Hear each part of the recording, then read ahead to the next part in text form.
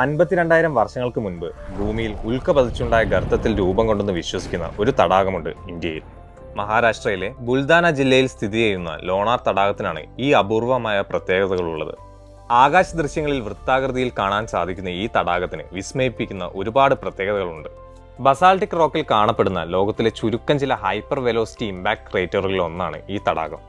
1 കിലോമീറ്ററിൽ കൂടുതൽ ചുറ്റളവും 150 മീറ്ററോളം ആഴവുമുണ്ട് ഈ തടാകത്തിന്. ആൽക്കലൈൻ അംശം കൂടുതലുള്ള ഈ ഉപ്പുവെള്ള തടാകത്തിൽ മീനുകളില്ല എന്ന പ്രത്യേകതയുമുണ്ട്. IIT ബോംബെ 2019 നടത്തിയ ഒരു പഠനത്തിൽ തടാകത്തിലെ മണ്ണിലെ ധാതുക്കൾക്ക് ചന്ദ്രനിലെ പാറകളെ ധാതുക്കളുമായി സാമ്യമുണ്ടെന്ന് കണ്ടെത്തിയിരുന്നു. 2020 ഒരു രാത്രി കൊണ്ട് ഈ തടാകത്തിലെ വെള്ളം പൂർണ്ണമായും പിങ്ക് നിറമായി മാറിയിരുന്നു.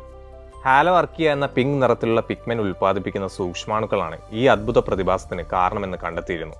ഉൽക്കയുടെ ഒരു ചെറിയ ഭാഗം പതിച്ചുണ്ടായ ചോട്ടാ ലോണാർ എന്നറിയപ്പെടുന്ന അംബാർ തടാകവും ഈ തടാകത്തിന്റെ പരിസരത്ത് സ്ഥിതി ചെയ്യുന്നുണ്ട്.